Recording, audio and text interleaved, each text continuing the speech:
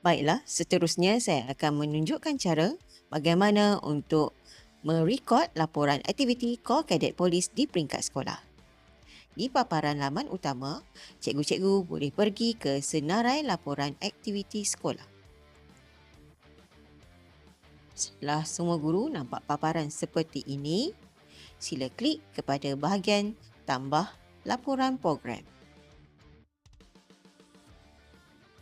Di sini ada beberapa maklumat yang cikgu-cikgu perlu masukkan, iaitu tarikh, tajuk aktiviti, masa, tempat, guru penasihat, setiausaha, objektif, penerangan aktiviti, hal-hal lain dan juga 4 keping gambar yang menunjukkan program tersebut.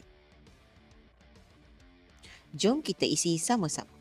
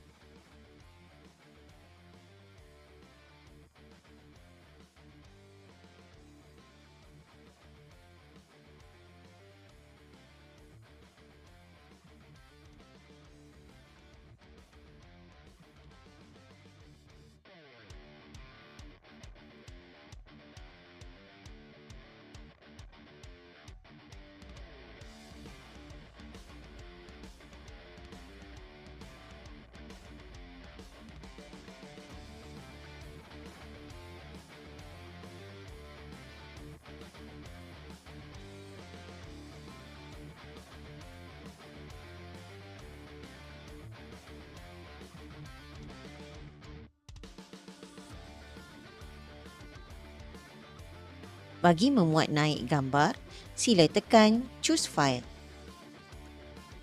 Pastikan guru-guru mengakses di bahagian fail yang telah disimpan.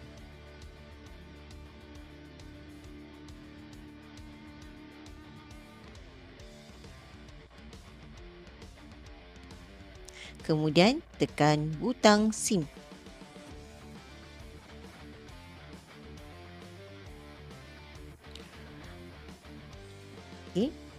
Cikgu dah berjaya. Di sini ditulis laporan program berjaya ditambah. Jadi, kita lihat dahulu hasil laporan cikgu. Klik di bahagian lihat dan cetak. Ini adalah template laporan aktiviti bagi sekolah cikgu. Cikgu boleh semak dan cetak jika telah berpuas hati dengan laporan yang telah disediakan. Jika cikgu ada beberapa bahagian yang perlu ditambah baik, sila tekan butang kembali. Kemudian klik di bahagian edit. Dan cikgu boleh membaiki laporan tersebut. Setelah berpuas hati, cikgu-cikgu boleh klik semula button simpan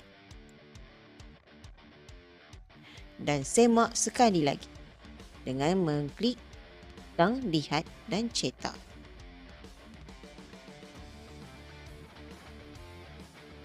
Setelah berpuas hati dengan laporan yang disediakan, cikgu-cikgu boleh klik kepada butang cetak.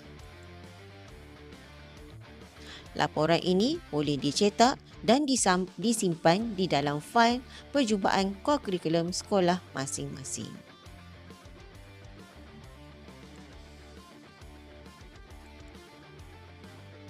Sekian, terima kasih.